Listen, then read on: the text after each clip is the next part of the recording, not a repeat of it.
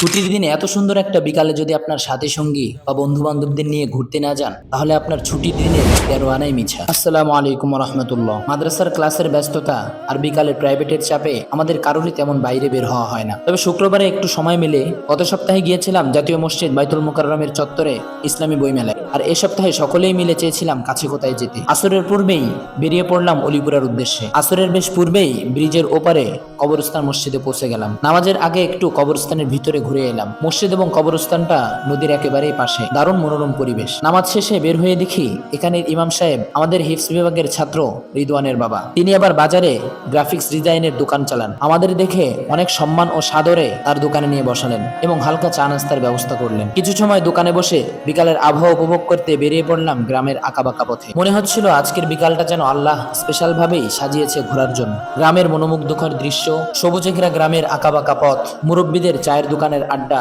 সাথে ক্রামবোটের জমজমার আসর, সব মিলিয়ে গ্রামটা যেন আরো প্রাণবন্ত হয়ে উঠল। যেহেতু বিকালের সময় কম, আবার ফিরে যেতে হবে, ফেরার পথে চেষ্টা করছিলাম অন্য রাস্তা ঘুরে যেতে, যাতে গ্রামের আসল সৌন্দর্য আরো উপভোগ করতে পারি। মাঝপথে একটি সুন্দর বিড়াল আমাদের ডাক শুনে কোলে চলে আসলো। আবেশ সাহেব ওস্তাদজি ও আমি তাকে একটু আদর দিতে সে আবারও ফিরে চলে গেল। সকলে হেঁটে চলছি গ্রামের এই সুন্দর পথ দিয়ে। ফেরার সময় লাল সূর্যের তাপটা ছিল আরো অসাধারণ। লাল রোদের মিষ্টি তাপ শরীরের প্রতিটা জায়গায় এক শান্তি এনে দিচ্ছিল। গজল শুনতে শুনতে গ্রামের রাস্তা পার হওয়ায় বিকেলেই যেন পুরো সপ্তাহের ক্লান্তি দূর হয়ে গেল। সন্ধ্যার একটু আগে পৌঁছে গেলাম অলিপুরা ব্রিজের কাছে। আসার সময় এত লোক ছিল না, কিন্তু সূর্য ডোবার মুহূর্তে নীল আকাশ আর লাল রোদের দৃশ্য দেখতে মানুষের ভিড় জমেছে। আজকের দিনে অনেক ঘুরেছি। আল্লাহর এই সুন্দর সৃষ্টি দেখতে দেখতে এখানে আমাদের সাপ্তাহিক ছুটির দিনটা শেষ হলো। আজকের এই বিকালটা আমার কাছে সত্যি স্পেশাল মনে হয়েছে। আপনার কাছে কেমন লেগেছে অবশ্যই কমেন্টে জানাবেন। আর আমার এই ছোট্ট গল্পগুলি ভালো লাগলে অবশ্যই পাশে থাকবেন। আসসালামু আলাইকুম ওয়া রাহমাতুল্লাহ।